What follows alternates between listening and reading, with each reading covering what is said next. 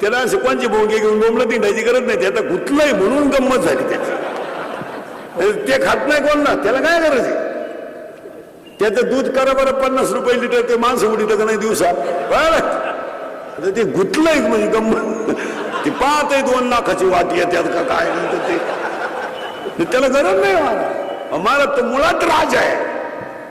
शेतकरी मुळात त्याला जर योग्य भाव मिळाला ना आणि शेतीनं जर निसर्गानं साथ दिली ना, ते खात नाही कोणाला. खाईल ते असं कोणाला रामराम घाला येड आहे.